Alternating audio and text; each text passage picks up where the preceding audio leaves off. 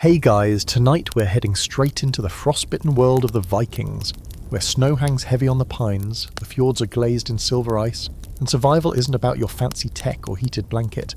It's about whether you've managed to stash enough smoked fish and dried meat to not collapse halfway through January. You probably won't survive this, honestly, so let's be real about that. But don't worry, you don't have to, because you get to just sit back, stay warm, and imagine what it would be like. So before you get comfortable, take a moment to like the video and subscribe, but only if you genuinely enjoy what I do here. No pressure, though the Vikings didn't have YouTube, but they probably approve of you sharing a good story over the fire.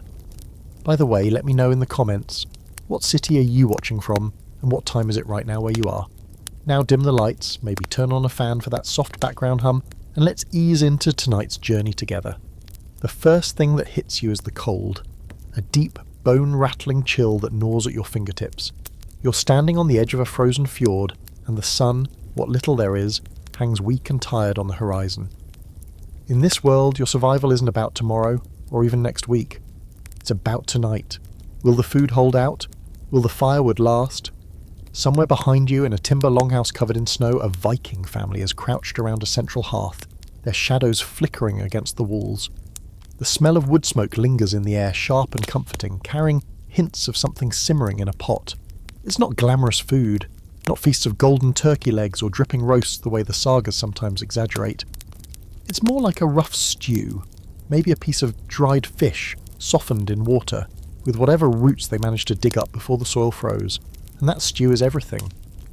It's the line between living through the night and being just another skeleton dug up centuries later, clutching a rusted axe. The Vikings knew this intimately, which is why their winters were all about preparation. Starting in late summer, they harvested whatever grains could be coaxed out of the short growing season. Barley and rye mostly, hardy enough to grow in poor soil and unpredictable weather. These grains would be ground into flour, baked into dense flatbreads, and stockpiled. Every loaf was an edible insurance policy, the medieval equivalent of your emergency canned beans in the pantry. Now historically, we know Vikings weren't just barbarians swinging axes and drinking themselves senseless. Archaeological digs of old settlements, like those in Jorvik, that's modern-day York in England, reveal cooking pits, charred seeds, and animal bones that show an actual diet far more balanced than the blood and meat-only image you sometimes hear. But here's a quirky little fringe detail. Some sagas and later folklore mention eating horse meat during rituals, which scandalised Christian writers when they recorded it. Imagine a missionary showing up and going, "Wait, you ate the horse?" And the Vikings shrugging, "Well, yeah. What else do you think we were going to do? Let it starve?"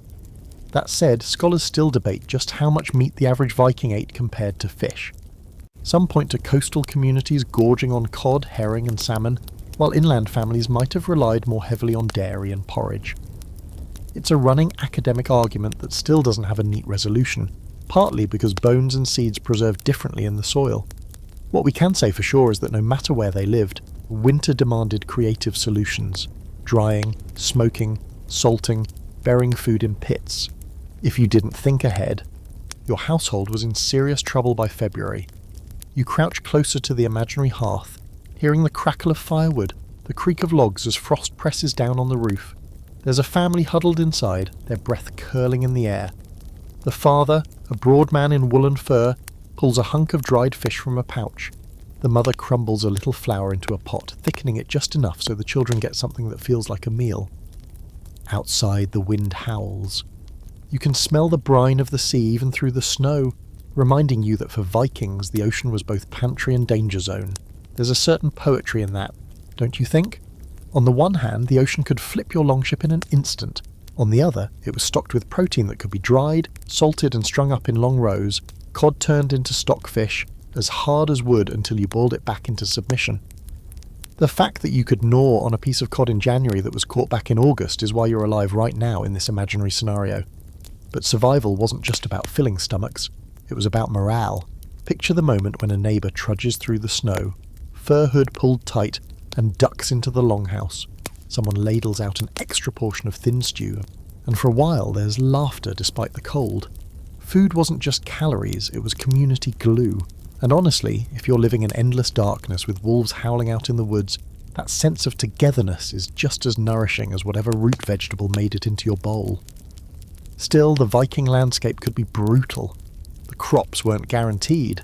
A poor harvest meant the bread ran out early, and by February you might be chewing on bark bread. Yes, bread bulked out with actual tree bark to stretch the flour further. Archaeologists have found traces of this kind of survival food, and let me tell you, it's not something you'd voluntarily order off a menu, but it kept bellies from going completely empty. And this is where we pause right here, at the edge of the fjord, the hearth warm at your back, the storm clawing at the walls. You've just tasted your first Viking winter meal. Simple, smoky, salty, maybe even a little bland. But every bite is proof that you're still here, and every scrap of preparation that led to this moment is a tiny miracle of planning, resilience, and sheer stubbornness against the cold. You wake the next morning to the smell of bread, if you can call it that.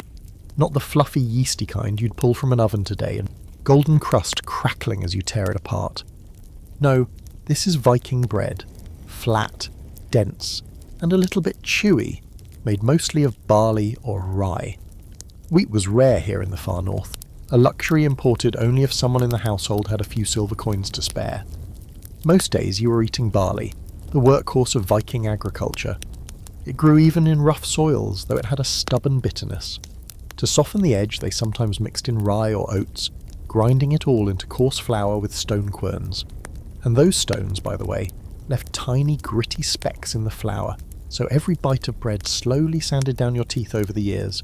Lovely, right? Nothing like a mouthful of bread that doubles as dental exfoliation. Still, bread was life. Archaeologists have dug up charred loaves from Viking sites, small and dark, sometimes baked in hearth embers, sometimes on flat stones. Imagine waking up in the longhouse and seeing someone press dough onto a hot rock near the fire, the smell rising with the smoke filling the space. It wasn't fluffy bakery romance, it was survival, pressed into every bite. Bread could be eaten fresh, dried until rock, hard to last through winter, or crumbled into stews to thicken them up. If you had honey, you could drizzle a little on top and suddenly it felt like a feast. The quirky twist here is that some sources hint at experimental grains and methods. In certain regions, bread was mixed with ground-up tree bark or seeds when grain ran short, making it darker, heavier, and barely edible by our standards. Historians debate whether this was a last resort famine food or something regularly practiced in lean years. You can imagine the kids at the table rolling their eyes, "Ugh, bark bread again," while their parents tried to keep a straight face, knowing full well it was either that or nothing. Bread wasn't only daily sustenance, it was also symbolic. Breaking bread together in the longhouse sealed bonds of kinship and community. Offering bread to guests was a sign of hospitality. Some sagas even describe warriors being insulted if denied bread at a feast, as though being refused a slice was worse than being left out of a mead toast. You might laugh at the drama, but when grain meant survival, bread was more than food. It was respect, it was trust, it was an unspoken contract of survival in a cold land. And here's a fascinating scholarly debate. Was Viking bread leavened or not? Some argue they used wild yeasts, creating a sourdough-like tang that added flavour and a bit of rise. Others insist most loaves were flat, unleavened, and closer to crackers than fluffy bread.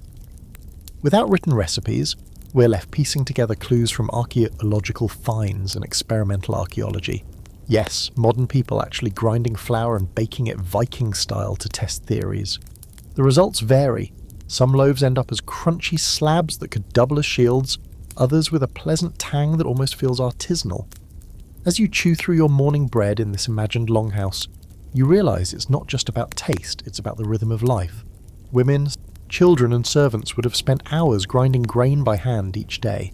The heavy stone quern required constant effort, and the rhythmic sound of grinding would have been the background music of Viking households. It's a strangely soothing thought. Stone on stone, grain turning to flour, survival being made one handful at a time.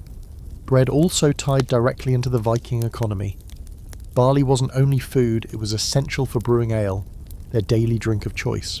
In a way, every field of grain doubled as both kitchen and brewery, so that as you bite into your smoky, chewy flatbread, you're tasting not only breakfast, but also the foundation of Viking trade, ritual, and even warfare. Armies can't march without calories, and raiders can't row across the North Sea without bread stuffed into their sea chests. Picture the bread storage for winter. Loaves dried until they were nearly petrified, Stacked on shelves or hung to keep away rodents, months later you'd dunk a piece in broth, softening it enough to chew. Think of it like Viking croutons, except instead of sprinkling them on a salad, you're relying on them to stop your stomach from twisting in hunger. A bit grim, but oddly comforting, because it meant one more day survived. The longhouse fills with morning chatter. Kids squabble over the last piece of bread. Someone gnaws on a slab too hard for their teeth, soaking it in a wooden bowl of ale to soften it. You sip along, noticing how the bread clings to the drink, how the grain fills your belly and dulls the ache of hunger. Outside, the frost glitters across the fields where the barley once grew. Everything is silent except for the distant call of crows. And so bread, humble and unassuming, becomes your anchor. It's not glorious. It won't win songs in the sagas, but without it, none of those sagas would exist, because the heroes would have starved long before setting sail. Bread is the quiet, dependable heartbeat of Viking survival, and as you sit by the hearth with a belly just a little fuller, you start to understand why they clung so fiercely to every grain harvested under the brief northern sun. The bread sits heavy in your stomach, but you're not done yet, not when there's an ocean practically shouting at you through the icy wind. Fish was the Viking lifeline, especially through winters when fields lay frozen and animals were too precious to slaughter all at once. You walk down to the shore, boots crunching over ice-crusted stones, and see the boats pulled up, their hulls frosted white. Nets are coiled like sleeping snakes, and racks stand tall near the water, waiting to be filled with fish that would dangle in the cold air until they turned as hard as wood. Cod was the real treasure. Fat, protein-packed, and so abundant it almost felt like the sea was begging to be eaten. Vikings developed a genius preservation method: stockfish. You take fresh cod, split it open, and hang it up in the frigid wind for weeks. The Arctic air acts like a giant freezer and dehydrator combined, pulling out the moisture until you're left with something that looks more like a plank than food. Try biting it raw and you'll chip a tooth, but soak it in water or cook it in stew and suddenly you've got a meal that could last not just through winter but through a sea voyage across the Atlantic. The quirky detail here: in some sagas, fish was described almost dismissively, as if it was food for peasants rather than warriors. Meat was the prestige meal, but fish was the workhorse. Yet archaeologists have uncovered vast fishbone deposits at Viking sites, proving that, prestige or not, fish kept communities alive. There's even speculation that fish became a kind of Viking fast food, ready, portable, reliable. Imagine a warrior grabbing a chunk of dried cod the way you might snag a protein bar before hitting the gym. And not just cod, herring, salmon, trout, even seabirds and shellfish when available. Inland families might trek to rivers with spears or woven traps, pulling up fish that could be salted in barrels. Salt imported through trade was precious, so drying and smoking were the more common methods. Smokehouses filled villages with the thick, tangy smell of preservation, the air dense with a haze that clung to clothes and hair. Kids probably complained about it. Ugh. Everything smells like fish again. But no one dared really complain when it meant survival. Scholars still debate just how central fish was to the Viking diet. Some argue the sheer volume of stockfish production in places like northern Norway suggests it was a dietary backbone. Others insist that in farming regions, dairy and grains may have outweighed fish consumption. It's one of those ongoing academic tussles. What percentage of calories came from sea versus land? We may never have exact numbers, but what's clear is that without fish, the Viking Age economy wouldn't have been the same. Stockfish was not just food, it was export. By the 11th century it woods trend across Europe, feeding markets far beyond the fjords. Picture yourself standing under a rack of drying cod. The fish swing gently in the winter wind, their hollow eyes staring out at the white horizon. The sound of ravens echoes above, waiting for scraps. You run your fingers along the rough surface of a dried fillet. Lightweight, almost like wood. It smells faintly salty, faintly sweet, and completely alien if you've never known hunger. But in a few months, when snow buries the fields and hunting yields nothing, that rack will look like a wall of gold. And then there's the sea itself, terrifying, merciless, and yet a pantry that never fully closed. Imagine rowing out on an icy morning, the waves slapping against the boat, your fingers stiff and raw as you grip the oars. A net gets hauled up, dripping, thrashing silver bodies flashing in the pale light. The relief you feel is almost sacred, because each fish is another day of life. Back on shore, you clean them quickly, gutting, splitting, stringing them up before frost can set in too deeply. The longhouse smells of fish stew at night, cod boiled with onions if you're lucky, or maybe just cod and water if you're not. The children blow on their bowls, steam rising into the rafters. Someone crumbles hard bread into the broth, and suddenly it feels hearty, satisfying. Maybe there's a little dill or mustard seed tucked away, traded from distant markets, transforming the stew into something more than survival food. And here's a fun, slightly strange fact. There's evidence Vikings even fermented fish in pits, similar to modern-day surströmming in Sweden. Yes, that infamously pungent, almost eye-watering delicacy that makes most outsiders gag. Imagine being trapped in a smoky longhouse in midwinter with their barrels of rotting fish bubbling in the corner. Delicious, or horrifying, depending on your tolerance. Scholars debate how widespread this practice was, but just knowing it existed adds a wild twist to our image of Viking dining. So as the night falls and you sit once more by the hearth, bowl of fish stew warming your hands, you realise just how much of Viking survival was tethered to the sea.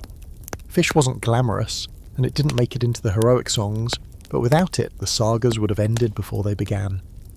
It's the silent hero of the diet, the silver thread woven through centuries of survival in the frozen north. By now you've chewed through bread that grinds your teeth down and gnawed on dried cod stiff enough to patch a leaky roof, but we both know Vikings weren't living entirely on carbs and fish flakes. Sometimes, when fortune smiled, or when desperation called, the table featured meat from the hunt. Picture a frosty morning deep in the woods, the crunch of snow underfoot, the creak of a bowstring pulled back, and the silent prayer that today dinner runs on 4 legs. Elk, reindeer, wild boar, even bears if you were daring enough. All of them made their way into Viking stew pots. Hunting wasn't just about food, it was status. A farmer with goats could keep his family alive, but a man who brought down a stag? That was bragging rights toasted over mead for weeks. Now here's the reality check. Hunting wasn't the main food supply. It was risky, unpredictable, and exhausting. You couldn't feed a whole community on the occasional deer, no matter how good the story sounded afterward, but it added protein, flavour, and most importantly variety. You, sitting in that smoke-filled longhouse, would have celebrated the sudden appearance of roasted venison the way you might celebrate free pizza delivery after a long week. The taste of something different in the endless parade of barley and cod, that's enough to make spirits lift even in the bleakest winter. And speaking of spirits, literally, meat preservation was a whole ritual.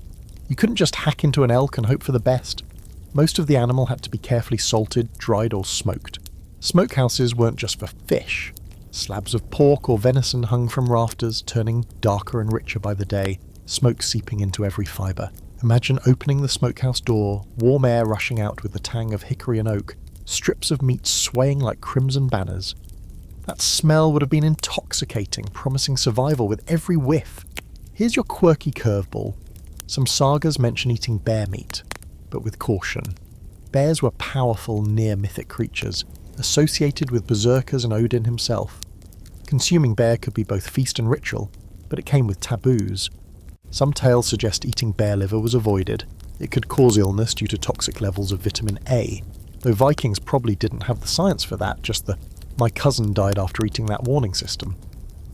Picture a group of hunters standing around a fresh kill debating, should we eat it? Maybe not the liver, last time didn't end well.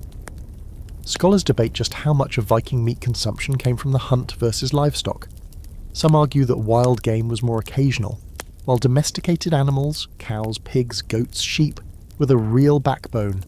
Others believe certain regions with rich forests relied more heavily on hunting traditions.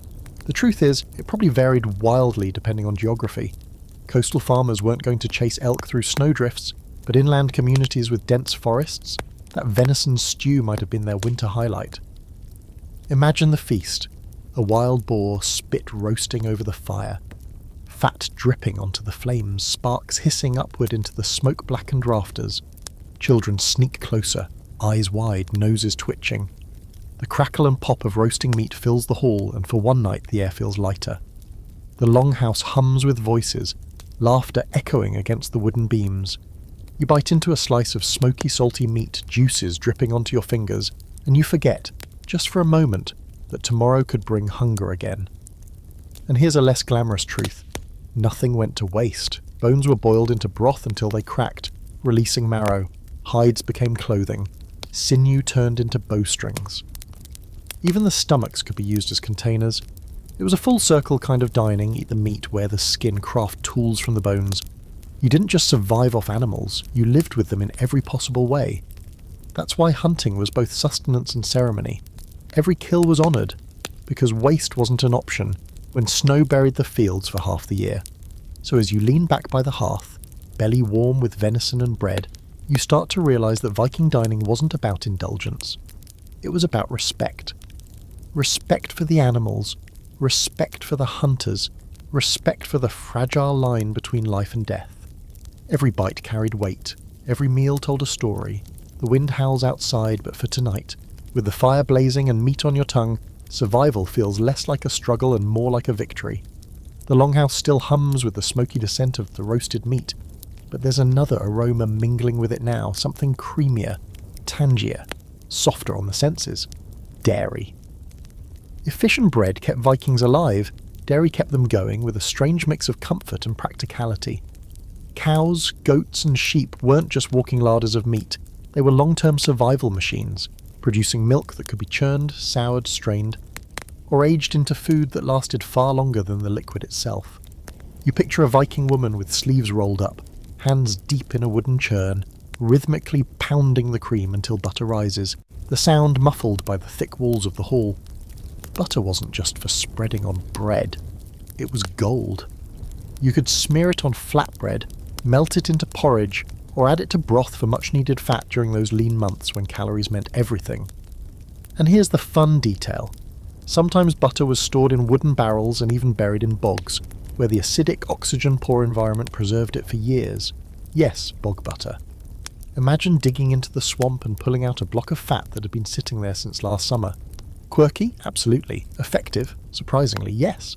Then there was skyr, the Viking ancestor of modern Icelandic yogurt. Thick, sour, protein-packed, and easy to make by letting milk curdle and ferment with natural bacteria. It wasn't exactly your strawberry-flavoured grocery store variety, but it filled bellies and kept well in cool storage. Archaeologists debate how widely skyr was consumed outside of Iceland, but the evidence suggests it was at least familiar throughout the Norse world. Picture dipping a wooden spoon into a clay bowl. The skyr clinging stubbornly, tangy enough to make your lips pucker, but rich enough to silence your hunger. Cheese, too, played its role. Soft cheeses made quickly from fresh milk, hard cheeses aged for winter, curds pressed into moulds lined with herbs. Some finds even hint at flavoured cheeses, which sounds almost gourmet for a culture we often imagine gnawing on raw meat. Yet dairy wasn't just for meals, it was woven into rituals. Offering milk to household spirits, leaving butter out for protection, even using cream in medicinal concoctions. Food was never just calories, it was also a bridge between the living, the divine, and the unseen. The quirky, almost fringe detail. Some sagas describe milk as both nourishing and suspicious. In one tale, sour milk is offered to enemies, almost like an insult. In others, milk is considered a dangerous luxury if taken in excess, possibly because fresh milk spoils so quickly without refrigeration. Scholars debate whether Vikings were as lactose tolerant as their descendants are today.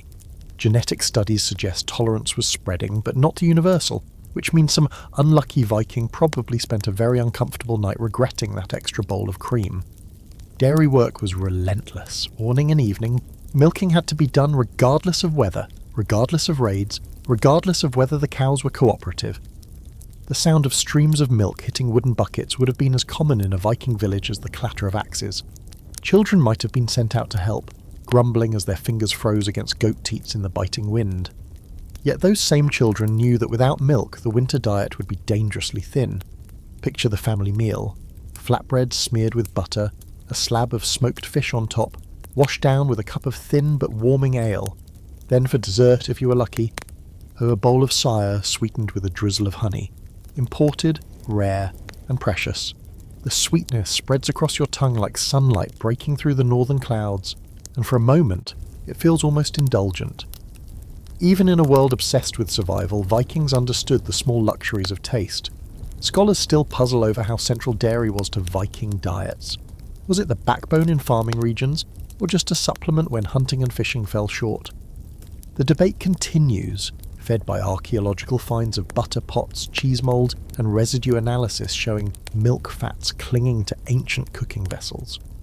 Every discovery adds another layer to the story, but the full picture is still blurry, half lost in smoke, half buried in bogs. As the fire burns lower in the hearth, you lean back, belly filled with bread, fish, meat, and now a dollop of skyr. You can almost hear the goats shuffling in the byre outside, their breath steaming in the cold. The cows, thick-furred and patient, wait for morning milking, carrying tomorrow's meal within them. And it dawns on you Viking survival wasn't just about seizing the moment with a hunt or a raid. It was about tending, nurturing and waiting. Slow, steady care. The animals weren't just food, they were partners in survival, and every drop of milk, every pat of butter was another quiet victory over the winter's grip. The fire pops and hisses, casting sparks up into the rafters, and your belly is filled with enough fish, bread and skyr to quiet the ache of hunger. But here's the truth. Not every night in a Viking longhouse ended this way. For every evening where butter and venison hit the table, there were long stretches when the pot over the fire was little more than thin porridge, flavoured with desperation and maybe a pinch of dried herbs. Viking life swung between extremes, grand feasts that left people staggering and lean times when survival boiled down to gruel. You picture the longhouse on a feast night. Torches flare, smoke curls upward, the benches are crowded with warriors, farmers and their families. The chieftain raises a drinking horn, its rim catching the light, and a roasted boar sits at the centre of the table. Meat is carved and passed around, bread broken into generous hunks, butter melted across steaming dishes. Mead and ale flow, laughter roars, and the skald begins reciting sagas as the hall echoes with pride and bravado. For a moment, the longhouse feels invincible, defiant against the dark outside, but then imagine the same hall a few weeks later. Supplies are dwindling, the grand boar is long gone, the mead horn's empty. The family eats quietly now, the pot scraped bare after each meal. What little meat remains is salted away for emergencies.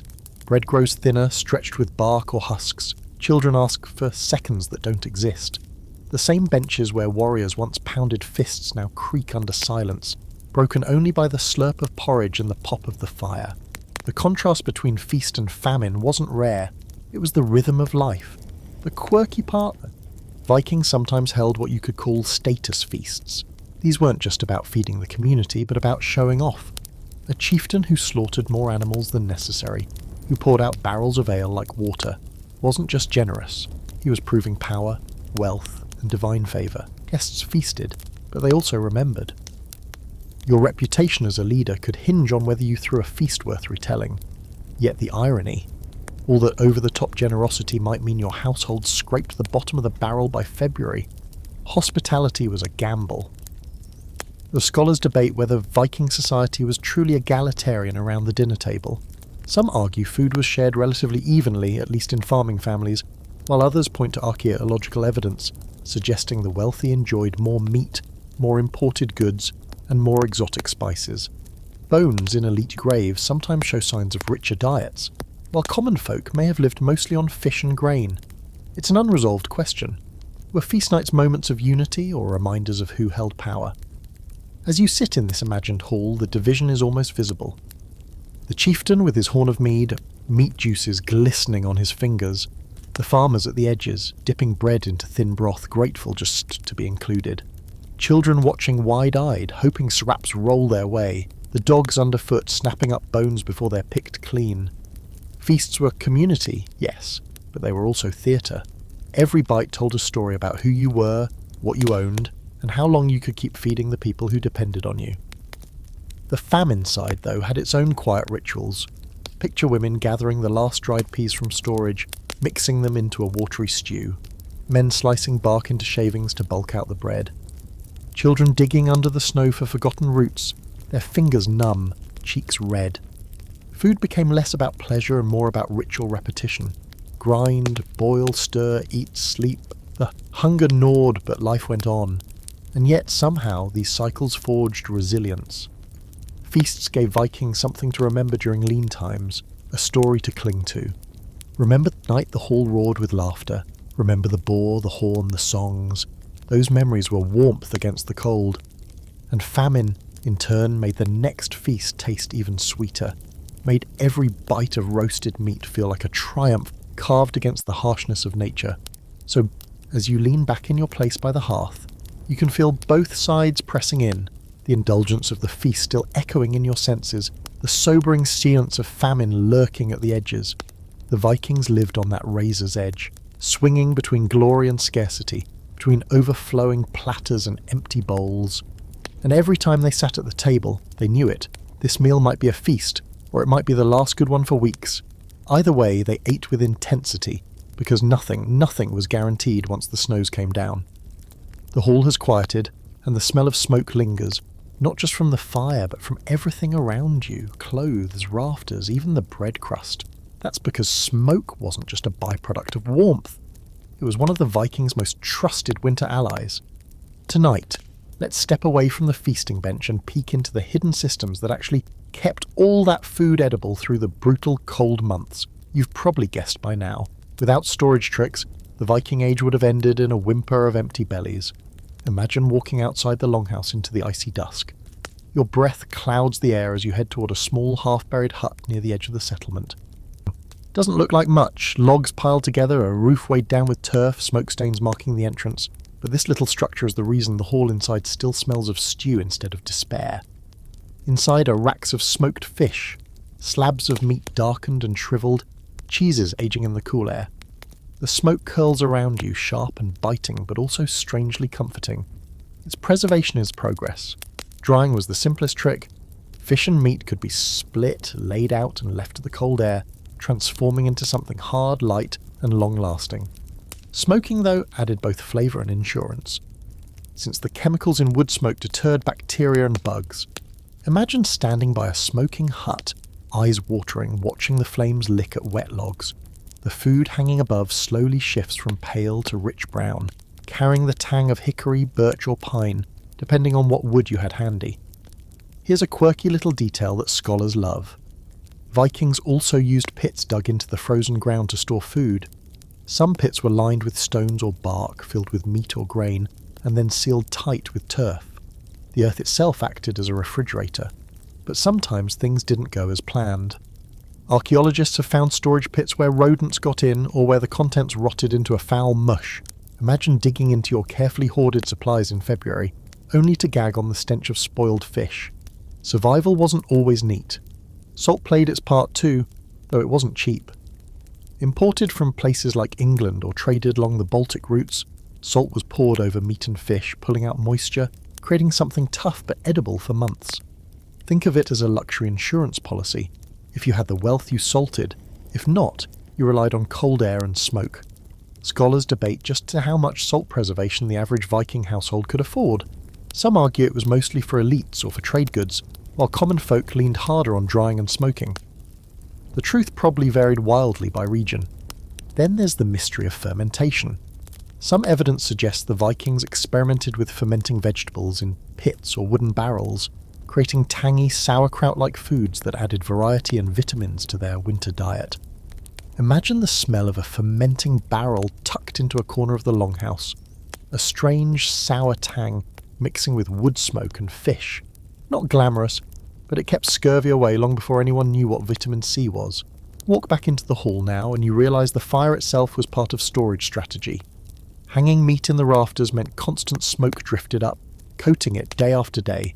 The rafters became black with soot, but also infused with years of preserved fat and protein. Children growing up in that environment probably couldn't remember a time when their hair didn't smell faintly of smoke and meat. The debate among scholars isn't just about methods, but about scale. Were these households stockpiling enough to last months without fresh hunting or fishing? Or were they constantly topping up supplies week by week? Some argue that large longhouses suggest communal storage with shared pits and smokehouses. Others think each family hoarded jealously, guarding their caches against neighbours when times grew lean. Survival can make people generous or selfish. So picture the February longhouse. The stew pot is thinner now, but still fed by something pulled from the smokehouse. Maybe a scrap of venison, maybe a hunk of fish softened in broth. The fact that it's edible at all is proof of foresight months earlier. Proof that someone thought ahead, salted, dried, dug pits, kept fires burning. And you realise as you dip your wooden spoon that survival wasn't only about bravery with a sword or skill with an oar. It was about patience, planning, and mastering the quiet, invisible art of storage. Every smoked rack, every buried pit, every sour barrel was a bet placed against the winter. Sometimes it paid off, sometimes it didn't, but without those bets, the Viking sagas would have ended in silence long before they reached the ears of poets. The smokehouse doors close behind you, and now the scent shifts. Instead of salted meat and charred wood, the air carries the yeasty tang of something bubbling quietly in a wooden vat. You follow it into the longhouse and find a few clay jars tucked in a corner near the hearth. Their surfaces sticky, their contents foaming with life. Welcome to one of the Vikings' favourite survival tools, ale and mead. Because when your water isn't always safe to drink, and the nights are endless, a little fermentation not only preserves but also soothes, and let's be honest, it takes the edge off when you're stuck indoors for 6 months of snow. Ale was the daily drink of choice, brewed from barley, the same grain that gave them bread. The process wasn't glamorous. Women, usually in charge of brewing, boiled grain mash, strained it, and let it ferment with wild yeasts. The result was cloudy, sour, low in alcohol by our modern standards, but nourishing. It carried calories, vitamins, and enough buzz to lighten the mood. Picture sipping from a wooden cup, the liquid warm from being stored by the fire, foamy and slightly bitter, with a hint of sweetness if honey or herbs were added. You'd drink it all day, from breakfast to bedtime, kids included. The alcohol content was low enough that even children could gulp it down without staggering. Then there was mead. Honey wine, golden and sweet, reserved more for celebrations. Honey was precious, gathered from wild hives or bought through trade, so mead wasn't an everyday indulgence. When it appeared, it meant something special was happening. A feast, a victory, a ritual. You can almost see the drinking horns being lifted high, their carved tips glinting in the firelight, foam spilling over the edges as warriors roared out songs. The sagas exaggerate, of course, painting mead halls as rivers of golden liquor. But even in smaller doses, mead symbolised joy, prosperity, and connection to the gods. Here's the quirky fringe fact. Some scholars argue Vikings brewed not only ale and mead, but also something closer to primitive beer, flavoured with herbs like juniper or yarrow. These plants added bitterness, preserved the brew longer, and gave it a sharp, almost medicinal edge. Imagine sipping a pint that tastes halfway between an IPA and cough syrup. It might not win craft beer awards today, but it did the trick back then. Experimental archaeologists have actually recreated some of these brews, and let's just say the results are an acquired taste. The debate among historians is whether alcohol was consumed purely as a necessity, safer than water, or whether it played a more central role in shaping Viking society and rituals. Some argue daily ale was just another calorie source, practical and unremarkable. Others point to sagas and ritual feasts, suggesting drinking was bound tightly to community identity, power displays, and even spirituality. The truth? Probably both. Ale filled your stomach on a Tuesday morning and mead lifted your soul on a feast day. Picture a winter night in the longhouse. Outside, the snow piles higher, sealing doors and windows. Inside, the hearth glows. And hands pass around horns filled with frothy ale. Laughter rises, cheeks flush, stories grow taller. For a while, hunger and cold are forgotten in the warmth of shared drink. Even the children giggle, lips sticky with foam, while the old warriors pound the table, insisting they once wrestled a bear with bare hands. The drink loosens tongues, and suddenly survival feels like celebration. But the dark side of this habit can't be ignored. Too much drink could mean wasted grain, food that might have been bread instead of ale. Some households probably balanced on that edge, choosing between hunger later or cheer now. Scholars still wonder, did alcohol sometimes worsen famines by draining resources, or did its preservation benefits justify the cost? The debate lingers, just as the yeasty smell lingers in the rafters of the longhouse. As you sip your imaginary Viking ale, the taste gritty and sour on your tongue, you realise it's more than just a drink. It's a symbol of resilience, of creativity, of finding joy in the bleaker season. The ale doesn't just warm your belly, it ties you into the rhythm of a people who knew how to take grain, honey, herbs and thyme, and turn them into something that carried both life and laughter through the darkest nights. So when the fire burns low and the cup passes back into your hands, you drink deeply, understanding why the sagas always circle back to mead halls. It wasn't about the alcohol, it was about survival made beautiful, about turning necessity into ritual, about sharing warmth when the world outside was cold enough to freeze breath mid-air. The air in the longhouse is thick with smoke and the faint tang of ale, but if you step outside and crunch across the frost toward the edge of the forest, another side of Viking survival comes into view. Because no matter how many sheep you milked or how many fish you smoked, the real secret to outlasting the winter sometimes came from what you could scavenge from the land itself. Foraging wasn't just a summer pastime, it was a year-long insurance plan, carefully gathered and tucked away before the snow set in.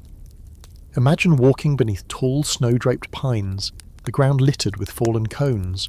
In late summer and autumn, families would collect hazelnuts, walnuts and acorns, cracking them open to store the kernels in sacks or clay pots. Nuts were calorie bombs in a world where every bite counted, small enough to hoard in pockets, durable enough to last months. And if you've ever tried cracking open a hazelnut by hand, you know it's no small task. Now picture doing that thousands of times, day after day, until your fingers ached. Still, when February rolled around, those jars of nuts were worth their weight in silver. Then there were berries, lingonberries, bilberries, cloudberries, all those sharp little bursts of flavour that dotted the landscape in late summer. Families picked them in baskets, ate them fresh while they could, and preserved them by drying or mixing them with honey into pastes. Imagine tasting a spoonful of bright red berry mash in January, the tang cutting through weeks of bland porridge like sunlight-piercing clouds. That sweetness wasn't just a treat, it was vitamins, protection against scurvy, though no one knew the word for it back then. They only knew berries made you feel better. The quirky detail here. Archaeological digs have uncovered caches of seeds and pits from foraged plants that suggest Vikings weren't just gathering for survival. They may have been experimenting with cultivation, almost like proto-gardening. There's even fringe speculation that some households intentionally planted berry bushes near their homes, blurring the line between wild and farmed. Whether by accident or design, it shows the Vikings weren't just raiders-wooers, they were quiet innovators, coaxing food from wherever it could grow. Roots too played a vital role. Carrots, though smaller and paler than the orange giants we know today. Parsnips and turnips were dug up and stored in cool pits, lasting well into winter. Imagine the relief of tossing a few roots into a pot of stew, thickening it, turning thin broth into something that actually filled your stomach. Even the humblest turnip was a treasure when the larder looked bare. Scholars debate how much of Viking foraging was planned and systematic versus opportunistic. Were families carefully cataloguing which berries ripened when, or were they simply grabbing whatever nature offered? Some argue the Norse had detailed knowledge of seasonal cycles, passed down like oral maps of the land. Others think it was more instinctual, survival driven by trial and error. After all, one wrong mushroom could end your saga pretty quickly, and mushrooms don't feature heavily in the archaeological record. Maybe they were avoided, or maybe they just left no trace. Picture a winter night in the longhouse. The stew pot bubbles with dried peas and a few scraps of smoked meat. A child drops in a handful of dried berries, and suddenly the stew turns crimson, the tartness brightening the flavour. On another night, someone cracks a nut and sprinkles pieces into the porridge, adding crunch, adding hope. Foraging wasn't glamorous, but it gave variety, and variety was survival for both body and spirit. And let's not forget herbs. Wild garlic, dill, mustard seeds, tiny leaves and seeds that could change the character of a dish. Imagine chewing on flatbread dusted with dried dill, or sipping broth laced with wild garlic. It was medicine as much as seasoning, proof that flavour wasn't forgotten, even when hunger pressed close. Quirky side fact?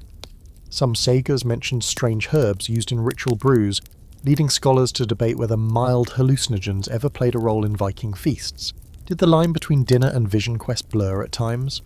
We may never know, but the idea adds spice to the image of the mead hall. So as you return from the forest with a pouch of dried nuts and berries, the snow crunching beneath your boots, you realise the Viking survival strategy wasn't just about grand hunts or heroic feasts. It was about paying attention, watching the seasons, storing the small things, valuing the overlooked. Each berry dried in the sun, each root pulled from the dirt, each nut cracked and tucked away was another piece of armour against the long, merciless winter.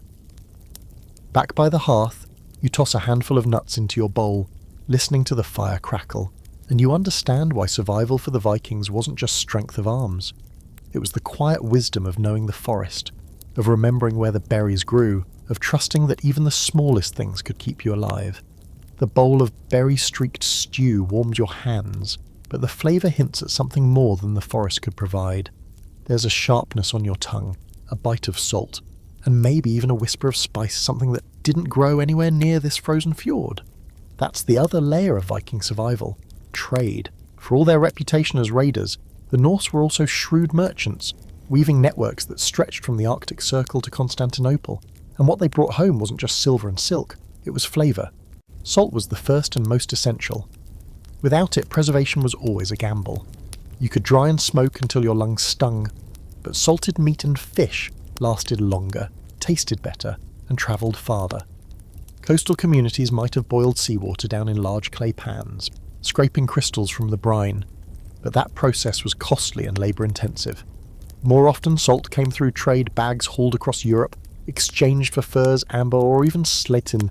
Imagine the satisfaction of sprinkling those sharp white grains into a stew, knowing each pinch represented days of rowing, bargaining, and maybe even fighting.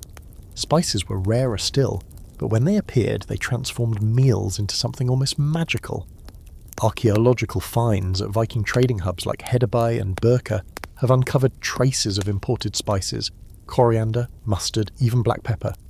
Tiny seeds and fragments tucked into layers of soil, proof that somewhere, somehow, a Viking meal once carried a taste of the Middle East. Picture sitting by the fire in January, nibbling on flatbread flavoured with mustard seed. It's not just survival food anymore, it's an echo of distant lands, a whisper of exotic markets thousands of miles away. Here's the quirky twist. Sometimes these trade goods weren't just about flavour, they were about status. Offering a guest a dish spiced with pepper wasn't only feeding them, it was flexing wealth and connections. Spices were edible trophies. You couldn't hang them on your belt like a sword, but they told the same story. I've travelled, I've traded, I've seen more than you. Imagine the envy simmering in the hall when one household pulled out peppercorns while everyone else gnawed on plain porridge. But scholars argue over just how common these luxuries were. Some insist that spices were limited to elites, rare and fleeting in ordinary homes. Others believe the bustling trade centres meant even common folk might occasionally taste something imported, especially in coastal towns where ships arrived regularly. The truth, as usual, probably lay somewhere in between. Most nights were fish and barley. But once in a while, pepper on bread, salt in stew, maybe even cinnamon in ale, and suddenly winter didn't feel quite so endless. The longhouse grows louder in your imagination. Tonight's stew smells richer, spiced with something sharp enough to make your nose twitch. The chieftain passes his bowl down the line, murmuring about distant markets in Hedeby, where ships docked heavy with cloth, metal, and strange-smelling sacks of seeds. Children crowd closer, wide-eyed, not quite understanding trade routes, but knowing the stew tastes different, better.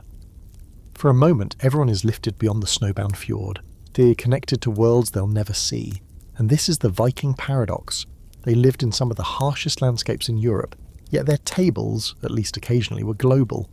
Salt from the Baltic, spices from the Silk Road, honey traded from neighbours, wine from the south. These weren't everyday staples, but they punctuated the monotony, transforming survival into celebration. Imagine the contrast. One night you're gnawing on bark bread dipped in watery broth. The next, a trader arrives with a pouch of pepper, and suddenly dinner feels like feasting with kings. It wasn't just nourishment, it was storytelling. Every spice was a reminder that the Viking world stretched far beyond the fjord, far beyond the snow. As the fire crackles and you breathe in the unfamiliar scent of spiced stew, you realise the Vikings weren't just fighters or farmers, they were connectors. They bridged frozen forests and sun-soaked deserts, bringing pieces of the wider world back to their smoky halls. Each grain of salt, each mustard seed, was survival, yes, but also aspiration. Proof that even in the heart of winter, the world was bigger, richer, and stranger than the snow pressing against the door. The spiced stew still lingers on your tongue. But now the longhouse grows louder, warmer, brighter. Tonight isn't just another winter meal, it's a banquet. You shift closer to the fire as benches fill, horns are raised, and the entire hall transforms into something both practical and theatrical. Eating together in these vast wooden spaces wasn't just about filling bellies, it was about reinforcing bonds, declaring status and weaving a community tight enough to face the brutal dark outside. Picture the longhouse, timber beams heavy with smoke, carved posts glinting in firelight, walls lined with shields. The hearth blazes down the centre, casting light across rows of wooden tables. Men and women sit shoulder to shoulder, children tucked in close, dogs prowling beneath the benches for scraps. At the far end sits the chieftain, his chair raised slightly higher, his bowl larger, his drinking horn more ornate. Food doesn't just nourish here, it radiates power. Whoever provides the feast controls the story. A servant places a roasted joint of meat before the chieftain, fat sizzling as it hits the platter. Bread is passed down the rows, butter, smeared across in thick slabs, bowls of fish stew steaming as they move hand to hand. The ale flows constantly, frothing and spilling, laughter chasing it around the room. The skald rises, voice carrying over the din, reciting a saga that praises ancestors and gently flatters the host. You can almost feel the heat, hear the crackle, smell the mix of meat, smoke and sweat that made these nights unforgettable. And here's the quirky detail. These meals weren't free-for-alls. They followed unspoken rules. Who sat where, who was served first, who got the choicest cuts, all of it was symbolic. The chieftain or host got the best meat, sometimes a whole leg or rib, and passed smaller pieces down the line. Guests of honour received special portions. If you were stuck near the smoky back corner with a bowl of plain porridge, well, you knew your rank in the social order. Feasting was a map of power written in bread and meat. Scholars still debate just how ritualised these banquets were. Some argue they were carefully orchestrated displays of generosity and hierarchy, almost like ceremonies. Others believe they could be chaotic affairs where ale loosened rules and people slipped from their assigned places. The sagas give both versions. Orderly halls where kings honoured guests with silver-banded horns, and drunken nights where warriors overturned tables in brawl. Which is closer to the truth? Likely both, depending on the host, the occasion, and how much mead had been poured. For you, sitting in this imagined longhouse, the sensory overload is the same either way. Dogs snarl under the benches, children giggle as they sneak scraps, men slap backs and shout toasts. The fire roars so hot you can feel the sweat on your brow, even as snow rattles against the door outside. A woman passes you a horn of ale, her bracelets jingling as she pours. You raise it high, foams diddling down your wrist, and join in the cheer. For one night, survival isn't just about eating, it's about belonging. And belonging was the true magic of these meals. The longhouse wasn't just a shelter, it was the heartbeat of the community. Feasts reaffirmed who mattered, who led, who followed. They tied families together, solidified alliances, and sometimes sparked rivalries. More than one saga begins with a feast gone wrong, a host slighting a guest, an insult thrown over a bowl of stew, and suddenly alliances shatter. In the Viking world, the politics of the table were as dangerous as the politics of the battlefield. Still, beneath all the posturing there was joy. Imagine the children wide-eyed at the sight of a whole roasted sheep carried in, or the old warriors grinning as they bit into smoked sausages, remembering feasts from their youth. Even the poorest farmer, when invited, felt lifted for a night into something larger than himself. The hall glowed, the food filled, the ale blurred the edges of worry. For a few hours, winter lost its teeth. As the night stretches on, songs rise louder, the scold's tales become more dramatic, and the fire dims into embers. You lean back, full to bursting, head heavy from ale, ears buzzing with laughter and music. Outside the wind howls, but you barely notice. Tonight you've glimpsed what kept the Vikings alive beyond calories. The feast, the ritual, the reminder that survival was sweeter when shared. The embers glow low, the songs fade, and you're left with the taste of roasted meat still clinging to your teeth. But as the longhouse empties, you notice something you might have missed in the noise of the feast. Not everyone ate the same way. Some bowls were filled with rich chunks of venison, while others held little more than thin porridge. And that's the quiet truth of Viking dining. Food was as much about status as it was about survival. Imagine sitting at the far end of the table, where the smoke stings your eyes and the scraps arrive late. Your bowl is filled with gruel, barley boiled down to mush, maybe thickened with a handful of peas. You eat it quickly, grateful for warmth, but your eyes keep drifting toward the chieftain's end of the hall, where the platters groan under roasted meats and bowls of imported spices. The difference isn't just about calories, it's about who you are, where you sit, and what your role is in the social order. For the wealthy, food was theatre. A chieftain who wanted to impress a visiting ally might slaughter extra livestock, lay out salted fish, pour honeyed mead, even crack open a jar of imported pepper. Every extravagant dish said, "Look how powerful I am. Look how much I can afford to waste." And in a society where survival was always a gamble, the ability to waste food was one of the strongest signals of wealth. Imagine the awe, and maybe envy, of a farmer watching a lord feed his dogs roasted meat while the farmer's own children lived on porridge. Here's a quirky little detail. Some sagas describe warriors being insulted if they were offered only gruel or bread without meat at a feast. It was like being told you didn't matter, that you weren't worthy of the choicer cuts. Food wasn't just nutrition, it was language, an edible version of respect or insult. Pass someone the leg of a lamb and you honoured them. Hand them a bowl of thin porridge and you might start a blood feud. Scholars debate how stark these dietary differences really were. Some argue that while elites enjoyed imported goods and richer feasts, everyday meals across classes were more similar. Everyone ate bread, fish and dairy most of the time.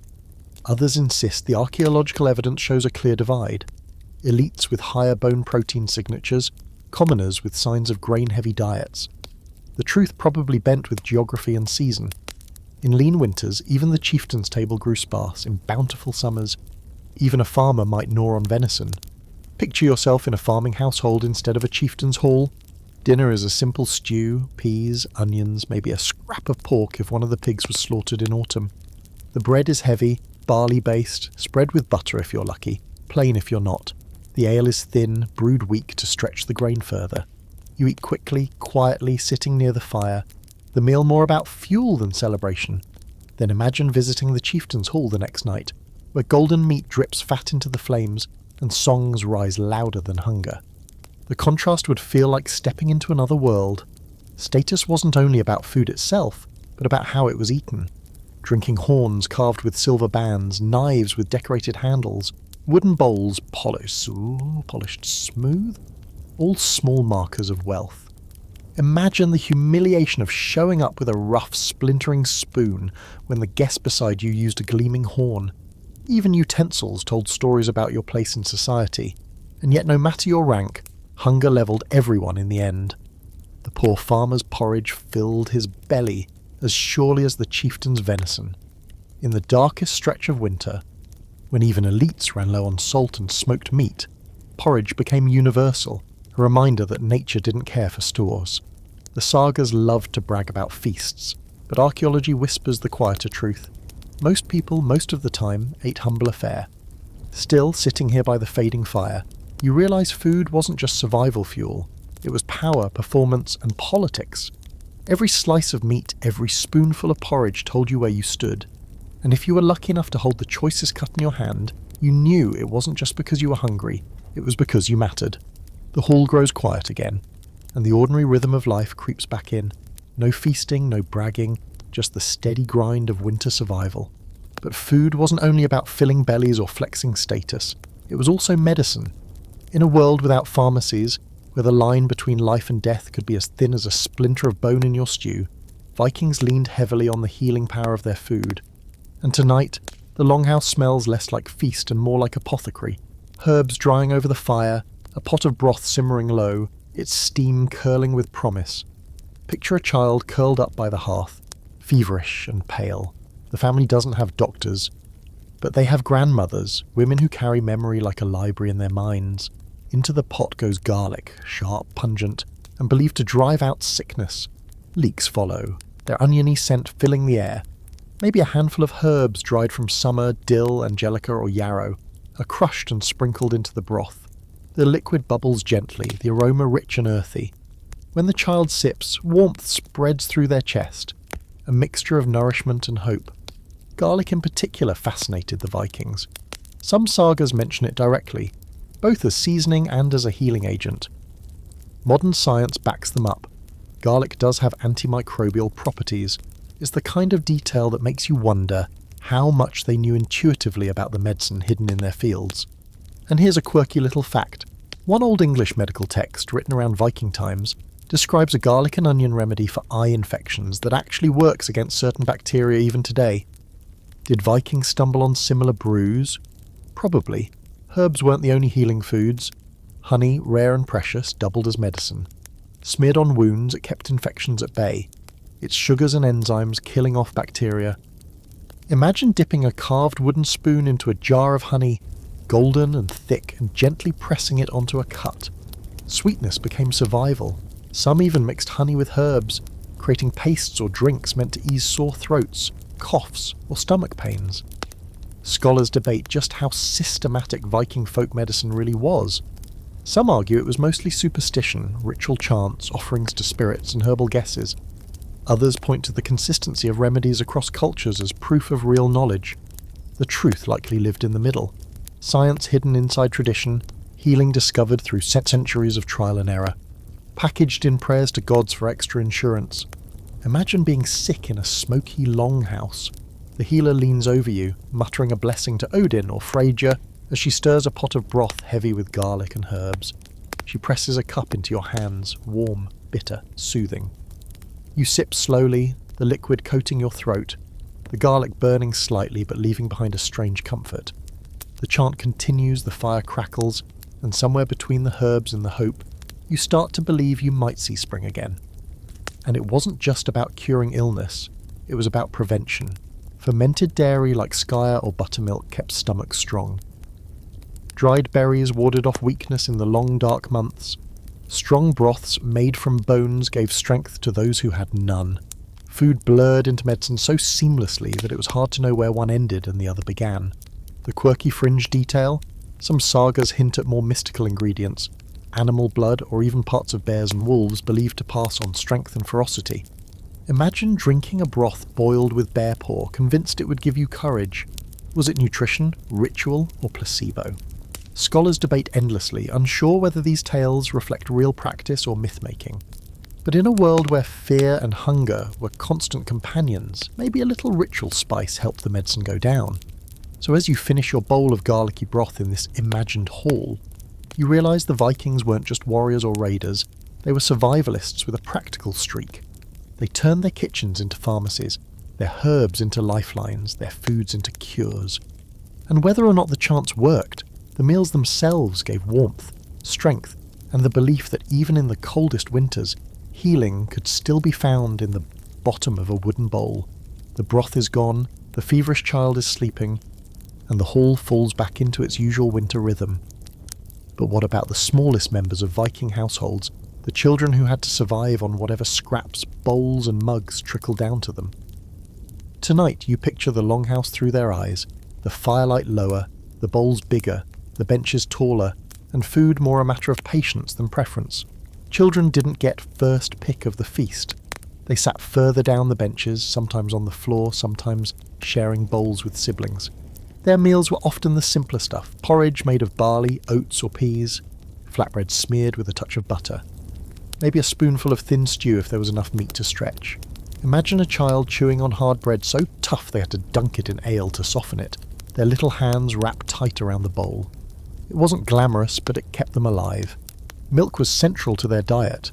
Goat's milk or cow's milk, sometimes fresh, sometimes soured into buttermilk, filled wooden cups and little bellies. Skyr, that tangy yogurt-like staple, offered protein and fat to growing children. Picture a toddler with skyr smeared across their cheeks, spoon clutched upside down, giggling while their mother shakes her head, knowing every bit wasted is precious. Milk was the closest thing they had to a safety net for childhood nutrition. Here's a quirky fact. Bones from Viking burial sites suggest many children were weaned later than in some other medieval cultures, sometimes as late as 3 or 4 years old. Breast milk extended survival when solid food supplies were uncertain. Some scholars argue this was a practical adaptation to food scarcity. Others debate whether long weaning reflected cultural norms about bonding, health, or ritual. Whatever the reason, it meant children had at least one steady source of nourishment in their earliest years. But even so, childhood was fragile. Archaeological evidence shows signs of malnutrition, lines on teeth, stunted bone growth, evidence of vitamin deficiencies. Winters hit hardest for the youngest. A bad harvest meant smaller portions, sometimes nothing more than watery gruel, night after night. Imagine a child staring at the pot as their mother stirs it thinner and thinner, hoping the little bit of grain stretches another week. The taste would be bland, repetitive, maybe even bitter, but it was still hope in a bowl. And yet, kids found joy in the small things. Picture a child sneaking dried berries from a pouch, the tart sweetness exploding on their tongue like candy. Or a father cracking open a rare nut and handing it to his son as if it were treasure. Or on feast nights, when children were finally handed bits of roasted meat dripping with fat, their faces lighting up in pure greasy delight. Food became memory, something they'd carry into adulthood, remembering how rare and magical those moments felt. Scholars debate whether Viking children ate separately or alongside adults. Some sagas suggest the whole household gathered around the hearth, children included, while others hint at a hierarchy where kids waited until elders were fed. Likely it varied. In wealthy homes, hierarchy was strict. In poorer ones, everyone crowded around the same pot. Either way, children quickly learned their place at the table and their role in survival. The quirky fringe detail. Some folklore suggests giving children animal blood mixed with milk or porridge to strengthen them. Nutritious, yes, but also symbolic, tying them to the life force of livestock. Was this a real practice or later exaggeration? Scholars argue, but it fits with the Viking habit of wasting nothing and finding ritual meaning in everything they consumed. Picture the longhouse now. A child curls up by the fire, stomach full from porridge sweetened with a rare drizzle of honey. Another gnaws on a chunk of bread, too hard to chew but too precious to throw away. The dogs curl beside them, waiting for the scraps. The grown-ups murmur quietly, but for the children the meal is enough. It might not be plenty, it might not be glamorous, but it's survival. And in that moment, survival is everything. As you sit among them in your imagination, bowl in hand, you realize Viking children weren't separate from the struggles of survival. They were right in the middle of it. Their food shaped their bodies, their health and their memories. And every time they ate, they weren't just learning to fill their stomachs, they were learning the rhythm of Viking life. Feast, famine, patience, resilience. The children drift to sleep by the fire, their bellies full enough for one more night, and the longhouse grows quiet again. Yet outside the sagas, in the flickering stories told over mead, Vikings are often imagined differently, gnawing on raw meat, drinking blood from skulls, feasting like wolves under the moon. It's a brutal cinematic picture, but is it true, or is it just a legend sharpened over centuries of fear and exaggeration? Tonight we'll chew on those myths slowly, like a slab of dried fish you can't quite swallow. One of the oldest rumours is that Vikings drank blood, sometimes from slain enemies, sometimes from sacrificed animals. The image is horrifying and fits perfectly with the barbarian stereotype that Christian monks and chroniclers loved to spread. But here's the quirky catch. While animal blood was used in Viking cooking, mixed into sausages, boiled into black puddings, there's little evidence they actually drank it raw. It was food, not ritual gore. Blood sausages were practical, packed with protein, easy to store, and waste-free. Imagine biting into a thick sausage on a winter night. The iron-rich tang coating your tongue is not barbarism, it's dinner. And then there's the raw meat myth. Some sagas paint warriors tearing into uncooked flesh, wolf-like, as if their rage made them too wild to wait for fire. Scholars debate whether this is metaphor, myth, or reality. Could some berserkers have gnawed raw meat as a show of ferocity, a performance of savagery? Possibly, but as a regular diet? Unlikely. Raw meat spoils fast, especially in summer, and the Vikings were practical above all else. Why risk sickness when smoke and salt offered safety? The more boring but truer image is a smoky stew, not a dripping carcass. Here's a quirky little fringe fact. In Icelandic tradition, there are references to sursudir hrutspunga, fermented ram's testicles. Yes, really. Preserved in whey and served at festivals, they were a delicacy of sorts. If your idea of delicacy includes wincing, did they count as raw? Not quite. Fermentation transformed them, preserving them like sour pickles. Still, it shows how myths about Viking food being gross often sprout from real, if unusual, traditions. The bigger debate among scholars is this. Were these bloody raw and extreme images Viking self-expression or propaganda crafted by their enemies? Christian monks writing about raids had every reason to paint the Norse as demonic, blood-drinking pagans. At the same time, some sagas embraced the imagery, describing warriors as wolfish, ravenous, beast-like. Maybe Vikings leaned into the reputation on purpose. After all, what better way to terrify your enemies than to convince them you'd chew on their raw liver without blinking? Its image as weapon. Picture the longhouse tonight with that myth in mind. Outside, a storm rages. Wolves howl in the distance. Inside, the family sits around the fire, bowls of stew steaming in their hands. A visitor from another land might step inside, see the smoke, smell the tang of blood sausage, and spin the story differently. They eat blood in the dark like demons. But if you stay, you see the truth. It's not gore, it's resourcefulness. Every scrap of an animal used, nothing wasted, even the blood. Practicality disguised as savagery in the eyes of outsiders, and yet imagine a feast where warriors wanted to shock their guests. A berserker tears into a hunk of half-cooked meat, eyes wild, beard dripping with grease and blood. Is it real hunger or theatre? Hard to say. But in a society where reputation was currency, sometimes putting on a monstrous performance was just as valuable as swinging an axe. So as you chew thoughtfully on your bowl of blood sausage, smoky and rich, you realise that myths of raw meat and blood drinking tell us less about daily life and more about identity, perception, and fear. The Vikings weren't vampires, they were survivors, but they were clever enough to let their enemies believe the worst.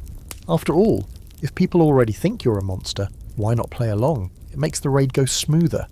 The storm outside softens to a whisper, but inside the hall, the conversation drifts toward the sea, the other battlefield of Viking survival. You've sat through porridge nights and feasts, but what about the journeys between them? Because for every winter huddled by the fire, there was another season spent rowing across waves, chasing trade, plunder, or land. And out on the open water, survival boiled down to one question. What did you pack in the ship's chest to keep you alive when the coastline disappeared? The first thing pulled from storage. Dried fish, stockfish, stiff as wood, was the Vikings' perfect travel companion. Lightweight, long-lasting, and almost indestructible, though it could be eaten as is if you were desperate, or softened in water for a more forgiving chew. Imagine sailors cracking pieces of dried cod with their teeth, passing it around the benches of the longship as waves slapped against the hull. No one cheered for it, but everyone depended on it. Then came hard bread. Baked thin and dried until brittle, it was like edible stone. Some pieces survived for months, stacked neatly in sea chests, ready to be dunked into ale or broth. Scholars sometimes compare it to modern hardtack, though Viking versions might have been flavoured with seeds or herbs. Picture gnawing on one after days of rowing, the crunch echoing in your jaw, your body grateful for the grain even as your teeth curse you. Ale was packed too, though thinner and sourer than the celebratory brew back home. Fresh water stored in barrels often went stale quickly, growing foul with bacteria. Ale, with its slight alcohol content, stayed safer for longer, so sailors drank it daily, even when it tasted flat. Some sagas hint at ale souring badly mid-journey, leaving men grumbling and thirsty. Others suggest they thinned it out with seawater to stretch supplies, which sounds awful but kept them alive. Here's a quirky little fringe detail. Scholars think whey, the liquid leftover from making cheese, was also carried on ships. Sour, tangy, and high in protein, it lasted longer than fresh milk and could be gulped down quickly. Imagine a rower lifting a leather flask, tipping back sour whey, grimacing, then passing it to the next man. Not exactly glamorous, but it filled the gap when ale ran short. Debates still rage about how Vikings managed to eat fresh food on long voyages. Some historians argue they carried livestock aboard, chickens, goats, maybe even small cows, providing milk, eggs, or occasional fresh meat. Others insist the cramped, salt-sprayed longships left little room for animals, making dried goods the main staple. A few sagas describe animals on board, but it's hard to tell whether these were routine practices or rare luxuries for longer journeys. Picture a day at sea. The sun glints harsh on the water, the wind cuts cold, and your arms ache from rowing. A break is called, and the crew digs into sea chests. Out come the dried fish, the hard bread, the thin ale, maybe a pouch of dried berries passed down the line, a rare burst of sweetness against the salt of the ocean. Someone chews too fast and cracks a tooth. Another dunks their bread in ale to soften it, grinning as it dissolves into mush. It's not a feast, but it's fuel, and that's all anyone cares about when land is still a week away. The open question, of course, is how they endured voyages that stretched for months, across the North Atlantic to Iceland, Greenland, even to Vinland. Some argue the combination of stockfish, hard bread, ale, and occasional catches of fresh fish from the sea was enough. Others believe they must have had more creative solutions: fermented foods, dried fruits, maybe even portable barrels of sauerkraut-like vegetables. Archaeological evidence is slim, so we're left with educated guesses and experiments by modern reenactors who try to live on Viking rations at sea. The reviews?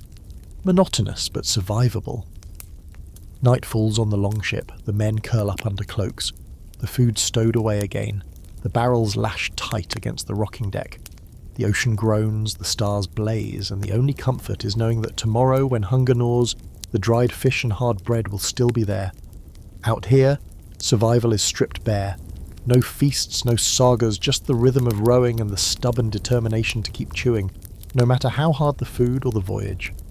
The sea fades from your imagination, and now you're back in land, where winter survival was decided long before the first snow fell. Autumn was the season of slaughter, when Viking households faced the blunt math of livestock management. Too many mouths to feed meant too little grain to last until spring. So with days growing shorter and frost creeping into the fields, families turned to butchering. It wasn't cruelty, it was calculus. Picture the farmyard in late October. The air is sharp, smelling of wood smoke and damp soil. Animals shuffle nervously in the pens. Cows, pigs, goats, sheep. They were not pets. Their survival wrapped in fur and fleece. The strongest breeders are spared, kept alive on hay and whatever scraps can be spared. The weaker, extra, or unlucky are led away. Knives flash, blood steams in the cold air, and the yard fills with the harsh sounds of slaughter. It's grim, but every cut is measured, every drop destined for use. Meat was carved into slabs, salted, smoked or dried. Fat was rendered into tallow for cooking or candles. Bones were cracked for marrow or boiled for broth. Even the intestines became casings for sausages.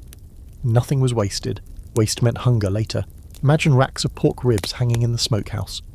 Goat legs strung high to keep away dogs, sausages coiled like ropes drying above the fire. The whole village smelled of meat, smoke, and inevitability. Here's the quirky little detail. The blood from slaughter wasn't discarded.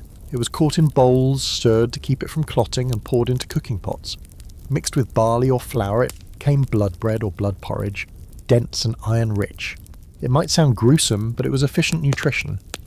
Imagine sipping a steaming bowl of blood-thickened gruel on a freezing November morning. Dark, metallic, but filling. For Vikings, this wasn't shocking, it was just smart. Scholars debate whether the autumn slaughter was a practical routine or also a ritual. Some evidence suggests sacrifices to the gods coincided with butchering, offerings of blood and meat to Odin, Freyr, or local spirits. Was the line between survival and religion blurred? Almost certainly. Killing an animal wasn't just about food, it was a moment to acknowledge life, death, and the thin balance between them. Some argue that the great seasonal feasts described in sagas were tied directly to slaughter season, when fresh meat was suddenly abundant. Others think ritual sacrifices were rarer, reserved for elites or special occasions. Imagine the mood in the longhouse after slaughter. For a brief window, meals were rich, heavy, joyous, fresh pork roasted on spits, steam rising into the rafters. Children bit into sausages hot from the pan. Adults savoured fat crackling on their tongues. It was a fleeting abundance, a reward for the work, and a buffer for the lean months to come. But everyone knew it wouldn't last. Within weeks, the fresh meat was gone, and only the preserved cuts remained, waiting in pits and smokehouses. And slaughter season wasn't just about meat. It also marked the rhythm of work. Hides were scraped for clothing and boots. Horns and bones were set aside for tools. Tallow candles were poured for the dark months. The entire household moved in sync, each task ensuring that the winter would be survivable if not comfortable. Picture a line of people working in silence, hands red, breath steaming, fire crackling in the background. It wasn't gruesome, it was routine, as essential as harvesting grain or mending nets. The debate among scholars today lingers on just how many animals a typical household could support through winter. Some argue most families kept only a few cows, a handful of goats or sheep, and perhaps a pig or two. Others think wealthier farms might have supported larger herds, with the slaughter yielding huge stores of meat. The archaeological record is uneven, leaving room for speculation. What's clear is that every family, rich or poor, faced the same choice: feed the animals through winter, or feed themselves by ending their animals' lives. As you sit by the fire, you can almost taste the richness of fresh autumn pork, the rare sweetness of abundance. But you also feel the shadow of scarcity lurking behind it. Slaughter was never just about indulgence. It was about discipline. About making sure the family had enough to chew on when February howled at the door. And so each slice, each sausage, each steaming pot of broth was a careful promise to the future. The season of slaughter lingers in your senses. The smoke, the fat, the iron tang of blood. But once the fresh cuts were gone, it was the quieter craft of dairy making that stretched survival through the long months. If meat was drama, dairy was patience. Day after day, cows and goats gave their steady trickle of milk, and clever hands turned it into foods that could outlast the snow. Tonight the longhouse feels different. Less like a battlefield of blood, more like a workshop of curds and whey. Picture a Viking woman straining warm milk through coarse cloth, steam curling into the rafters. The liquid drips away, leaving behind thick clumps of curds. She presses them into wooden moulds, the patterns carving themselves into tomorrow's cheese. On another bench, butter churns thud rhythmically, cream sloshing until it breaks, golden lumps forming under tired hands. It's not glamorous work, but it's survival magic, the ability to turn something fleeting into something lasting. Cheese was a staple, and not just one kind. Fresh, soft cheeses, quick to make, were eaten within days. Harder cheeses, pressed and salted, could last weeks or months. Archaeological finds in Scandinavia even show impressions of cheese moulds and residues of milk fat clinging to clay pots. Imagine lifting the lid off a cool cellar jar to reveal a wheel of cheese, aged just enough to be sharp, the smell earthy and sour. It's a taste of security. Then there was skyr, still eaten in Iceland today. Thick, tangy, high in protein, it was created by letting milk ferment with natural bacteria, straining it until it resembled a dense yogurt. You can almost feel the spoon scraping the clay bowl, the sourness puckering your tongue, the richness soothing your stomach. For children it was filling and safe. For adults, it was fuel that kept muscles strong for chopping wood or mending nets. The quirky detail. Dairy didn't just sit in jars, it sometimes ended up in bogs. Just as butter was buried in marshy ground for preservation, some evidence suggests that surplus dairy was hidden away in wetlands, where the cold, oxygen-poor environment kept it edible for months, even years. Imagine digging into a swamp in February and pulling out a barrel of butter, preserved like a time capsule. It sounds bizarre, but bog butter is a very real thing archaeologists still dig up today, sometimes still faintly edible after 1,000 years. Scholars debate how central dairy was compared to meat and fish. Some argue it was a major calorie source for inland farmers, who couldn't rely as heavily on the sea. Others suggest dairy was more supplemental, since herds were small and milk yields modest. Genetic studies add another wrinkle. Not all Vikings may have been fully lactose tolerant, meaning some might have relied more on fermented dairy like skyr or whey, which are easier to digest. It's a puzzle pieced together from bones, pottery, and the occasional bog barrel. Picture the longhouse in for January. A family gathers around the hearth. A loaf of barley bread is broken, butter spread thick across it. A bowl of skyr is passed, sweetened with a drizzle of honey saved for special nights. The air smells faintly of curds drying on racks, of milk steaming in pots. It's a quieter meal than the dramatic feasts of autumn, but one that carries reassurance. As long as the goats keep giving, there will be food. Dairy also had symbolic weight. Butter was sometimes offered to spirits of the home, smeared on doorposts or left in bowls as gifts. Milk, with its nourishing purity, was tied to fertility, growth, and continuity. Feeding children skyr wasn't just about nutrition. It was a way of passing down strength, of saying, "Sir, you will outlast the winter too." The fringe detail? Some sagas suggest milk could be used in curses or magic, its whiteness linked to purity but also vulnerability. A spilled bucket might be more than an accident. It could be an omen. Had Vikings truly believed their milk had mystical power, or is this just saga drama? Scholars argue. But the fact that dairy appears in both kitchens and stories tells you it mattered deeply. So as you scrape the last of the skyr from your wooden bowl, tangy and fillings, you realise dairy making wasn't just a side chore. It was the steady heartbeat of Viking survival, a daily rhythm that turned the uncertain flow of milk into something solid, durable and sustaining. In the roar of the feast, dairy might be overlooked, but in the silence of midwinter, it was often what kept bellies full. The taste of skyr lingers on your tongue, sharp and sour, but tonight the longhouse air carries another aroma entirely, something tangy, almost biting, a smell that makes you wrinkle your nose before curiosity takes over. Welcome to the Viking art of fermentation, where food didn't just sit around waiting to rot, it transformed into something new, something strangely magical. If dairy was patient craft, fermentation was alchemy, the quiet, bubbling science of turning the ordinary into the extraordinary. Picture a row of wooden barrels tucked into a cool corner of the hall. Inside, vegetables are submerged under brine, slowly softening, tangy flavours blooming day by day. No one in the longhouse knows the words lactic acid bacteria, but they know the taste, and they know it keeps them strong through winter. Imagine scooping out a handful of sour cabbage, crisp and biting, a Viking cousin to sauerkraut. The crunch cuts through the monotony of porridge, and the sourness wakes you up in the middle of a dark February.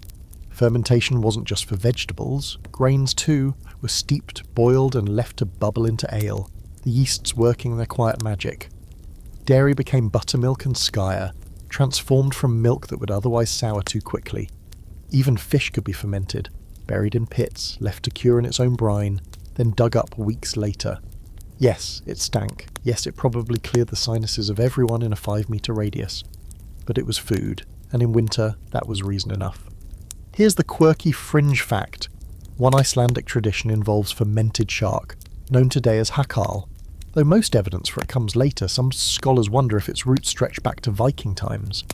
Imagine a block of shark meat buried under gravel, fermenting in the cold earth for months before being hung to dry. The smell? Ammonia, like chewing on cleaning fluid. The taste? Apparently unforgettable. Was it eaten out of necessity or bravado?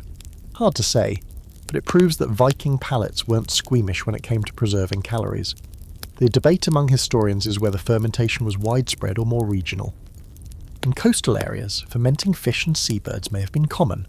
Inland, the focus was more on fermented dairy and ale. Some argue that vegetables were less central, given the short growing seasons, while others point to archaeological finds of seeds and plant residues that suggest sauerkraut-like dishes could have been common. The evidence is fragmentary, leaving us to imagine a patchwork of traditions across the Norse world. Picture a winter meal brightened by these oddities. The pot over the fire simmers with barley porridge. Into it go scraps of smoked meat, but also a spoonful of fermented cabbage, lending a tang that cuts the heaviness. On the side, a cup of sour ale is passed around, frothy and sharp. The children sip buttermilk, wrinkling their noses at the sourness but gulping it down anyway. The dogs circle, whining as someone opens a barrel of fermented fish, the smell filling the hall until even the smoke seems sweet in comparison. It's not glamorous, but it's nourishment that lasts. And here's another curious twist. Fermentation doubled as medicine. Sour whey was thought to calm stomachs. Fermented herbs were believed to ward off illness. Even the strong tang of fermented vegetables carried an air of vitality, proof that the food still held life within it. Imagine a mother pressing a cup of sour whey into her child's hands, insisting it would make them strong. Whether it worked or not, the ritual itself gave comfort. But fermentation wasn't only about health, it was also about resilience. When you ferment, you admit defeat against freshness, but claim victory over time. You transform decay into survival. Vikings, without knowing the microbiology, mastered this balance. They harnessed invisible forces, turning food that would spoil into food that endured. And in doing so, they carved out a little more certainty against the chaos of winter. So, as you sit by the fire with a bowl of sour, tangy cabbage mixed into your stew, you breathe in the strange and pungent scent, and realise fermentation was the Viking way of negotiating with nature. It was half practicality, half magic, a gamble that paid off most of the time, enough to keep families alive until spring. And even if the taste was sharp, even if the smell was unforgettable, it was proof of a deeper truth. Survival wasn't always pretty, but it was always inventive. The sharp tang of fermented cabbage fades into the smoky air. But now another layer settles over the longhouse. Ritual. Food for the Vikings. Wasn't only about feeding stomachs. It fed the gods, the ancestors, and the spirits who shared their world. Tonight, the hall feels more like a temple than a dining room. The crackle of the fire mingling with chants and the heavy aroma of roasted meat prepared not just for people, but for powers unseen. Picture a midwinter blot, a sacrificial feast held when the nights were longest and the hunger sharpest. A boar is led into the hall, its bristles glinting in the firelight, its breath steaming in the cold. With solemn ceremony it's slaughtered, its blood caught in a bowl and sprinkled across idols of Odin, Thor or Freya. The meat is roasted and shared among the people, but always with the knowledge that it was first an offering. Each bite carries both survival and reverence, the flavours mingled with the weight of divine favour. Here's the quirky detail. One particular tradition, the sonagolta, or sacrifice boar, involved placing hands on the animal's bristles and swearing oaths before it was killed. Imagine men pledging loyalty, vengeance, or glory, their palms pressed against a living boar while the smell of roasting fat already lingers in the air. The feast wasn't just about food, it was about promises sealed with blood and appetite. Scholars debate how widespread such rituals were. Some argue sacrificial feasts were central to Norse religion, tying the community together through shared offerings. Others suggest the dramatic accounts were exaggerated, recorded by later Christian writers eager to paint pagan practices as grotesque. Archaeological evidence does show animal bones in ritual pits, some burned, some split for marrow, hinting at meals that doubled as sacrifices. But how common were they in everyday farms versus large cult centres? The answer is still cloudy, leaving us with fragments and sagas. Imagine the longhouse filled for such a night. The idols stand near the high seat smeared with blood gleaming in the firelight. The chieftain raises a horn dedicating the feast to Odin for wisdom, to Thor for strength, to Freya for fertility. Platters of meat are passed out, bowls of broth steaming, horns of mead lifted high. The people eat not just for themselves, but for the gods, each mouthful a prayer disguised as a meal. Children sit wide-eyed, sensing the gravity, chewing their portions slowly, as if swallowing faith itself. And it wasn't only the major gods. Household spirits, the Landvættir, the Disir, the ancestors were fed too. A bowl of milk might be left by the hearth. A hunk of bread placed outside the door, a splash of ale poured on the ground. These small offerings blurred the line between meal and ritual. Imagine a farmer carefully setting aside the best bit of butter before spreading the rest on his bread, placing it on a shelf for the unseen to taste. Was it superstition, or just another way of acknowledging the fragility of life, hoping goodwill might tip the scales? The fringe detail. Some sagas describe human sacrifice in connection with food rituals, slaves or captives killed alongside animals, their blood offered with the feast. Scholars argue fiercely about whether this was a reality or exaggeration. Some evidence at sites like Uppsala suggests human bones among sacrificial remains, but whether these were common practices or rare extremes is still hotly debated. The image of a feast turning from communal meal to grim spectacle is chilling, but it underscores how tightly food, death, and belief intertwined. Picture yourself at such a ritual. You lift a slice of roasted pork to your lips, the fat sizzling on your fingers. Around you, horns clash, songs rise, prayers are murmured. Every taste is more than calories, it's covenant. You don't just eat to survive, you eat to bind yourself to God's family and fate. Even the act of chewing feels heavier, as though you're swallowing the promises of your people. So as the embers fade, and the last scraps of meat are licked from bones, you realise Viking meals weren't only about survival strategies. Sometimes they were holy, a way of weaving the divine into the everyday, of ensuring that the gods, too, shared the struggle of winter. Every bite was both fuel and faith, a way of saying, we eat, we live, but not alone. The ritual feast ends, the gods are fed, and the hall slowly empties. But not every Viking meal was about barley bread, smoked fish, or pork stew. Sometimes survival, and even celebration, meant leaning into foods that sound downright strange to modern appetites. Tonight the longhouse smells less like comfort and more like curiosity, because on the table sit some of the quirkier delicacies that kept the Norse going through the freeze. First up, sheep's head. Known later in Iceland as svidi, it was boiled or singed until the wool burned away, then roasted or stewed. The whole head, eyes, cheeks, tongue, was eaten, nothing wasted. Imagine sitting by the fire with a sheep's skull in your lap, peeling meat from its face, slurping marrow from the jaw. It sounds grisly. But to Vikings it was practical, even honourable. Every part of the animal that gave wool and milk was used, right down to the head on the plate. Then there were seabirds. Gulls, puffins and guillemots were trapped along cliffs, their eggs snatched from rocky nests. On remote islands, people developed methods for cooking or salting seabirds' meat, turning sharp, oily flesh into winter food. Picture a puffin hanging in a smokehouse, its tiny wings stretched like flags, the smell pungent enough to cling to your clothes. Was it delicious? Probably not. But in January, flavour mattered less than calories. And here's a particularly quirky detail. Fish livers. Cod liver oil, rich in fat and vitamins, was likely consumed long before it became a bottled health supplement. Livers could be boiled down, the oil skimmed and stored, precious source of energy in a diet heavy on lean protein. Imagine swallowing a spoonful of steaming fish oil on a cold morning, slippery bitter, but warming all the way down. Not exactly a treat, but a Viking multivitamin. The debate among scholars is whether these foods were seen as normal staples or as fallback desperation meals. Were sheep's heads served proudly at feasts, or quietly boiled when no better cuts remained? Was puffin a delicacy of island life, or a symbol of poverty? The sagas are frustratingly vague, focusing on mead hall feasts rather than cliffside suppers.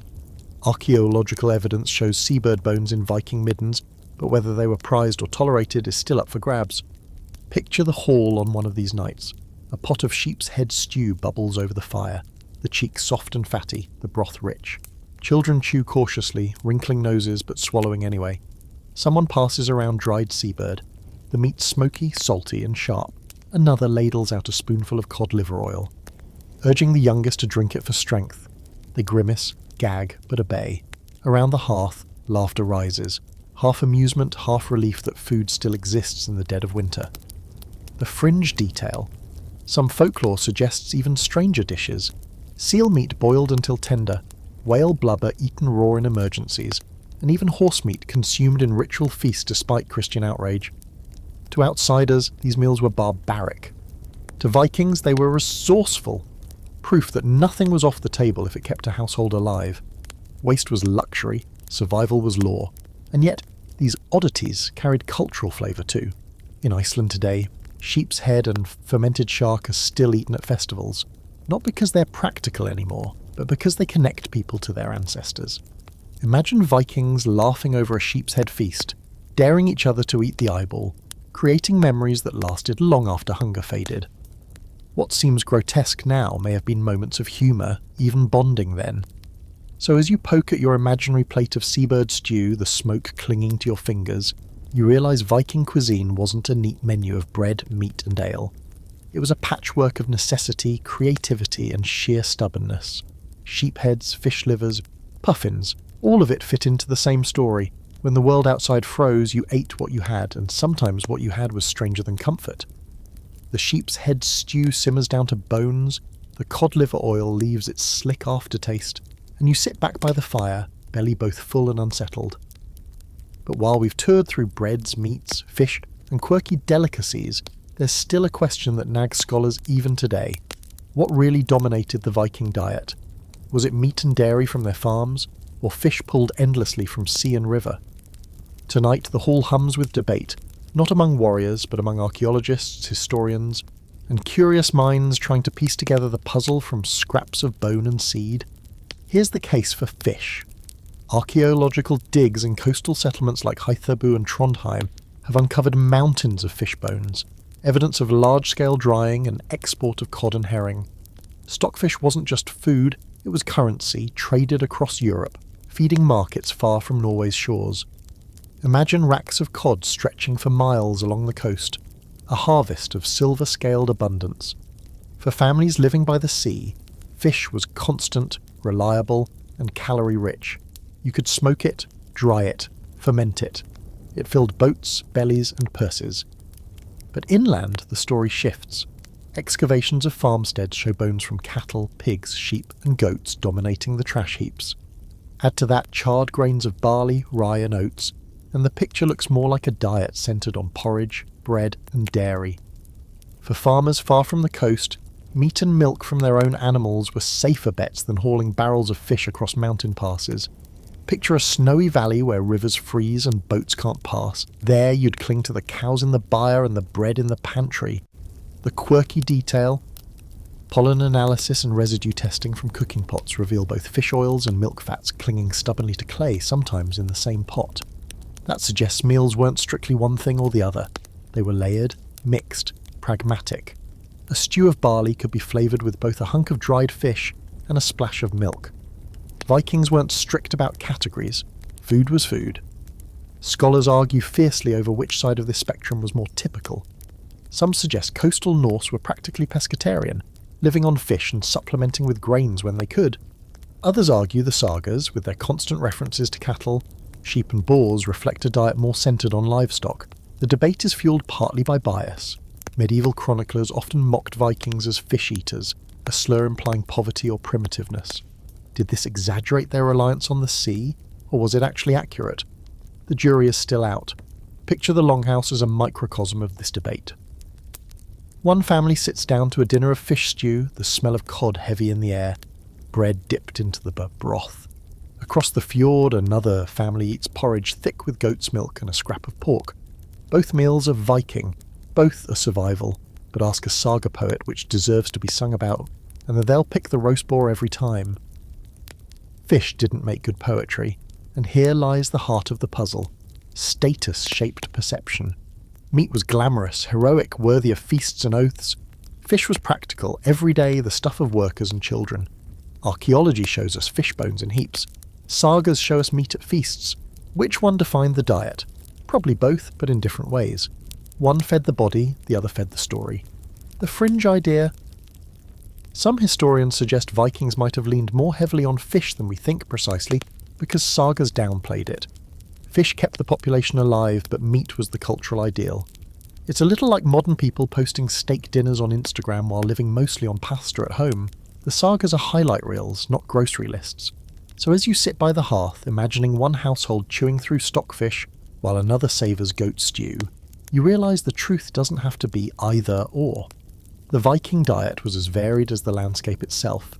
Fish on the coast, meat inland, grain everywhere, dairy wherever animals grazed. Survival wasn't uniform, and neither was taste. And maybe that's why scholars still argue, because the Vikings themselves lived on both sides of the spectrum, adapting to whatever the land, sea, and season allowed. The fire flickers low, casting shadows across the beams, and the talk in the longhouse drifts toward weather, the endless, unpredictable partner in Viking survival. For while smoked fish, porridge, and dairy filled bellies, all of it hinged on the whims of the climate. Tonight, you can almost hear the wind shift outside, a reminder that one poor harvest, one large storm, could unravel months of careful planning. Food wasn't just about storage and skill, it was about gambling against nature itself. In the Viking Age, the North Atlantic climate was relatively mild compared to later centuries, but even then, the growing season was painfully short. Barley and rye had to sprout, ripen, and be harvested in a window that left no room for error. Imagine a farmer staring at the sky, praying the rains would come, but not too much, that frost would hold off just a few more weeks. If the grain failed, the winter pot grew thin. If the hay failed, animals starved, and the autumn slaughter became brutal. Every sunrise was a wager with the weather, and then came the darker shifts. Scholars point to the Little Ice Age, which began centuries after the classic Viking Age but may have been foreshadowed by earlier cooling periods. Crops failed more often.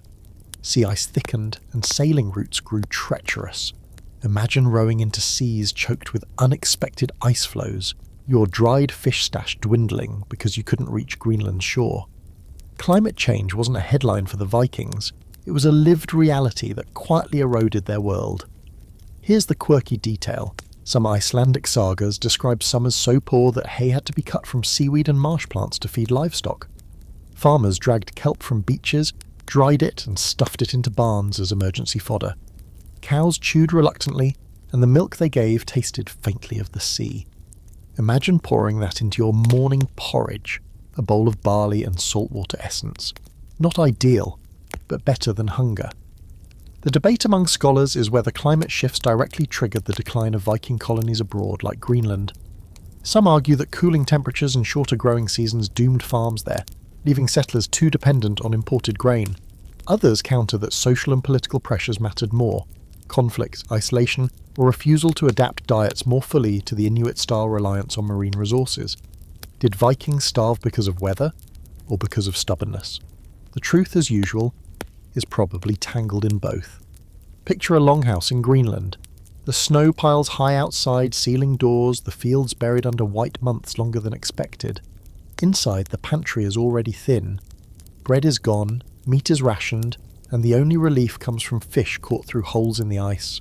Children huddle close to the hearth, chewing slowly, while parents mutter about the old days when summers lasted longer, when cows gave more milk.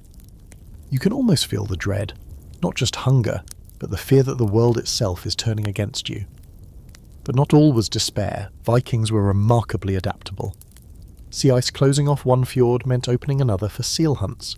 Shorter summers meant harder work, planting faster, harvesting earlier. Some scholars believe they even shifted diets over time, leaning more heavily on marine mammals, seabirds, and hardy root vegetables as climates cooled.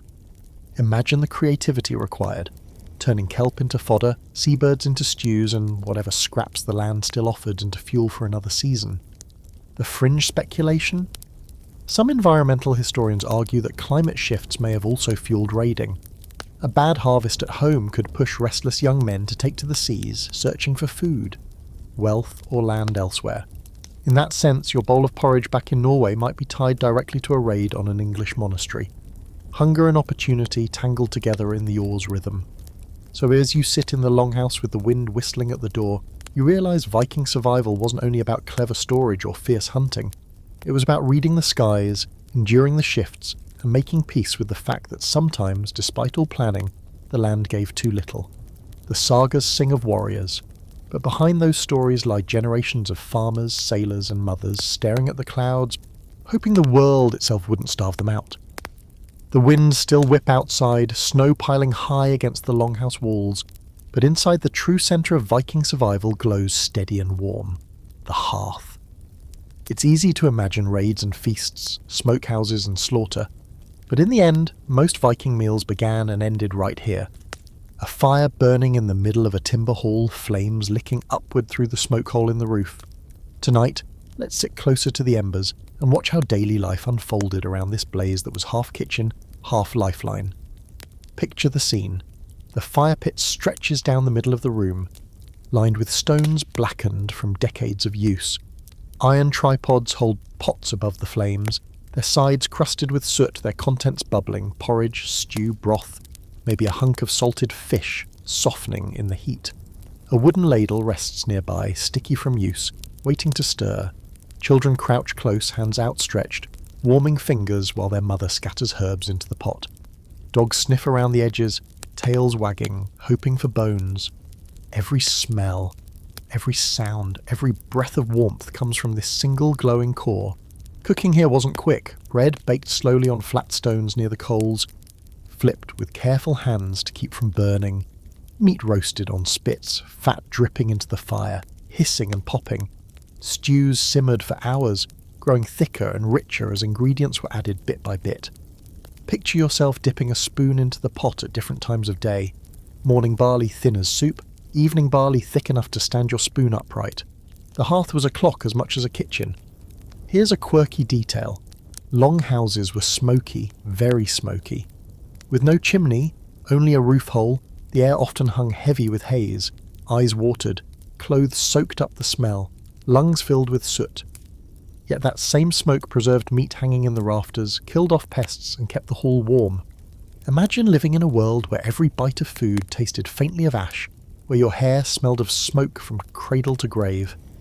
To Vikings, it wasn't inconvenience, it was home. Scholars debate just how much cooking was done indoors versus in outbuildings. Some argue that longhouses were too smoky and dangerous for constant cooking, so outdoor kitchens or smaller side huts may have handled much of the work in summer. Others insist the hearth remained the beating heart, especially in winter when stepping outside meant frostbite. The truth probably shifted with seasons. Outside in summer when smoke was unbearable, inside in winter when warmth was life.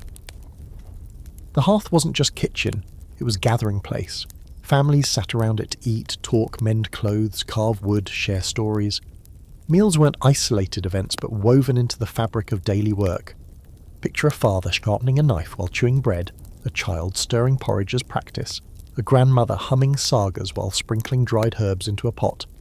Food wasn't separate from life, it was braided into every action, every chore. And here's the fringe speculation. Some historians suggest hearths had spiritual weight too. Offerings of bread or milk might be dropped directly into the fire for household spirits. Flames weren't only for cooking, they were doorways, a link between worlds. Imagine tossing in the first spoonful of stew as a gift, watching it hiss and vanish, believing the unseen had been fed alongside you. Picture a long winter night, snow howling against the walls. Inside, the family gathers, the pot bubbles steadily, filling the hall with steam and smell. A bowl is ladled out for each person, passed hand to hand. Bread is dunked, bites are chewed. Warmth spreads. Outside, the world is white and merciless. Inside, the fire is red and steady. It's not a feast, not a saga, just survival. But in its simplicity lies comfort. The fire burns, the food cooks, and for one more night, the family is fed. So as you settle near the hearth, listening to the crackle, watching sparks float upward into the dark rafters, you realise this was the true heart of Viking food culture. Not the feasts of kings, not the exotic spices of trade, but the everyday meals built on fire, patience, and family. Every story of bread, fish, meat, and dairy circles back to this pit of glowing embers. Without it, there is no survival, no comfort, no sagas to tell. The hearth burns low, the embers soft and steady, and you lean back against the timber wall with a belly warmed by barley and fish. But as the night stretches on, your mind drifts far beyond this smoky longhouse. What happens when we trace Viking food forward in time, past the sagas, past the raids, past the winters survived? What echoes of their meals linger in Scandinavia today, hidden in the bread, the fish, the dairy that still fills northern tables? The journey doesn't end in the 9th century. It lingers every time someone bites into a dish that carries Viking fingerprints. Start with bread. The fat barley and rye loaves of Viking life might not look glamorous, but echoes survive in crisp bread still popular across Scandinavia. Dry, thin, and able to last for months in storage. Picture a modern kitchen in Oslo, a plate of rye crisp bread topped with butter and cheese. Strip away the electric oven, and you've got something astonishingly close to what a Viking family ate by the hearth. The crunch bridges 1,000 years. Then there's fish. Stockfish. Those stiff, dried cod hung in icy winds is still produced in northern Norway, still exported worldwide, and still cooked in dishes that trace their lineage back to Viking smoke racks. In Italy, of all places, stockfish became a beloved import, transformed into stews and casseroles. Imagine a Viking trader leaning on a barrel of dried cod, unaware that centuries later, Italians would be eating it on Christmas Eve. The ocean harvest never stopped shaping northern cuisine. It just spread its influence across continents. Dairy too remained central.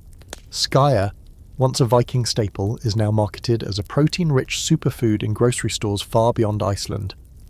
The tangy spoonfuls that once kept children alive through January now fill plastic tubs in gyms and health stores. Picture a Viking mother handing her child a clay bowl of skyr by the fire, and then picture a 21st century jogger eating the same thing with strawberries on top. History doesn't just repeat, it repackages with better branding. The quirky detail? Blood sausages, those dense, iron-rich Viking creations, still exist in Scandinavian kitchens, though with more seasoning and less ritual than before. In Iceland, blodmør, blood pudding, is eaten during traditional winter festivals, a direct echo of Viking thrift. And yes, sheep's head dishes, puffin, even fermented shark remain on some menus, now framed as heritage food rather than sheer necessity. What once was survival is now a connection to identity. Scholars debate how much continuity really exists. Were these modern foods passed down directly, or reinvented later with romantic nods to the past? Some argue that Viking cuisine vanished into medieval European cooking, only resurfacing through national pride centuries later. Others believe the line is unbroken. Recipes tweaked, yes, but never abandoned. Every loaf of rye bread, every block of cheese, every smoked fish is another verse in the same long saga. Picture a modern Scandinavian family gathered around a table in winter. The lights are electric, the windows double glazed, the shelves filled with plenty. Yet on the table sits rye bread, butter, smoked salmon, maybe a dish of skyr for dessert. Outside, the snow falls heavy, just as it did 1,000 years ago. Inside, the food offers the same comfort: warmth, fullness, survival. The hearth has been replaced by radiators, the smokehouse by refrigeration, but the rhythm remains. And here's the fringe speculation.